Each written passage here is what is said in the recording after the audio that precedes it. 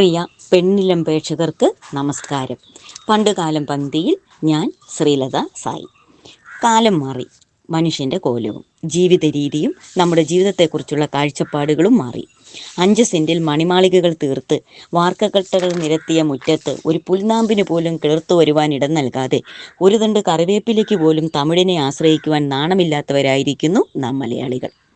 പണ്ട് പഞ്ഞക്കർക്കിടകത്തെ തരണം ചെയ്യാൻ നമ്മുടെ മുത്തശ്ശിമാർ ഒരുപാട് മാർഗങ്ങൾ അവലംബിച്ചിരുന്നു. ധാന്യങ്ങളും കിഴങ്ങുവർഗ്ഗങ്ങളും കൊണ്ട് നിറഞ്ഞിരുന്നു നമ്മുടെ പത്തായപ്പുരകൾ. ചക്കയും മാങ്ങയും കപ്പയും കൊണ്ടുള്ള വിഭവങ്ങൾ ഒരുപാടുണ്ടായിരുന്നു. ചക്ക വറുത്തും ഉണങ്ങിയും ചക്കപ്പഴം വരട്ടിയും ചക്കക്കുരു ഉണങ്ങിയും സൂക്ഷിച്ചിരുന്നു.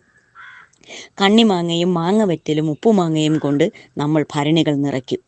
ഉണക്കുകപ്പയും വാട്ടുകപ്പയും അവലുകപ്പയും ഉപ്പേരിക്കപ്പയും വെള്ളുകപ്പയുമായി കപ്പ വിഭവങ്ങൾ ചാക്കുകളിൽ നിറഞ്ഞിരിക്കും.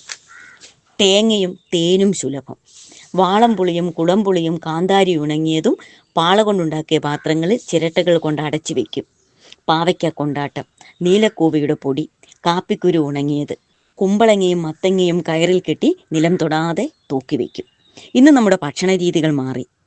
നൂഡിൽസും ബർഗറും ജങ്ക് ഫുഡ്സും മാംസാഹാരങ്ങളും കഴിച്ച് രോഗത്തിൻ്റെ പുറകെ നെട്ടോട്ടമാണ്. എന്തിനോ വേണ്ടിയുള്ള പരക്കം പാച്ചി.